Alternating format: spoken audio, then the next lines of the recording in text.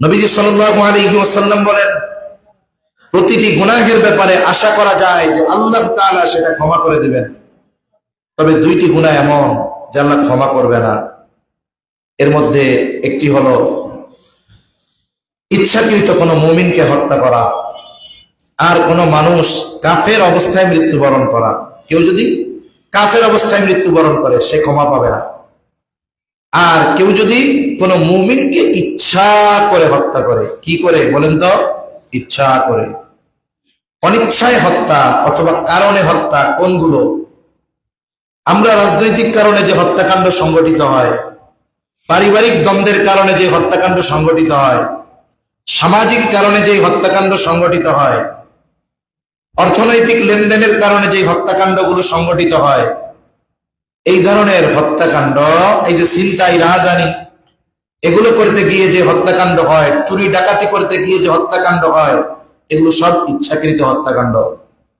এগুলো আল্লাহ মাফ করবে না, এগুলো আল্লাহ তাআলা মাফ করবে না। এজন্য সাবধান।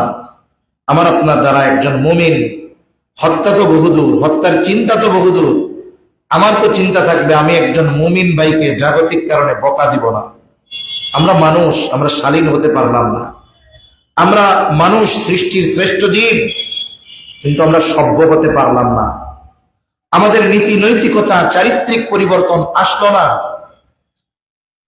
এত জুলুম অত্যাচারের পরেও যদি আমাদের চারিত্রিক পরিবর্তন না হয়, তাহলে ভবিষ্যতে জুলুমের মাত্রা আরো বাড়বে, আমাদের উপরে আরো বড় মুসিবত আসবে।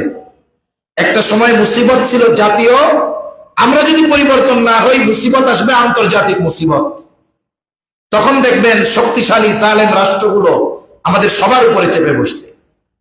দেশের মধ্যে তো এক দল আর এক দলের উপরে জুলুম করত, কিন্তু যখন আন্তর্জাতিক বিপদ আসবে, কে আওয়ামী লীগ, কে বিএনপি, কে জামাত, কে খেলাফত, কে জমিয়ত, কিচ্ছু থাকবে না, সবাইকে সাইজ করা হবে তখন।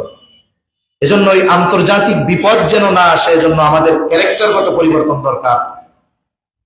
এই চারিত্রিক পরিবর্তন, সভ্যতা আমাদের মধ্যে আসে নাই। এটা বড় দুঃখের বিষয়। আমরা এখনো নিজেদের পরিপূর্ণ পরিবর্তন করতে পারি নাই, এটা আমাদের জন্য বড় দুঃখের বিষয়। এখনো আমাদের মধ্যে একে অপরের প্রতি যে শালীন আচরণ, সুন্দর ভাষা, এটা এখনো আমরা পারি না। এটা বড় দুঃখের বিষয়। আমাদের সবার জন্য এই বিষয়গুলো অর্জন করা জরুরি। তা না হলে কি হবে?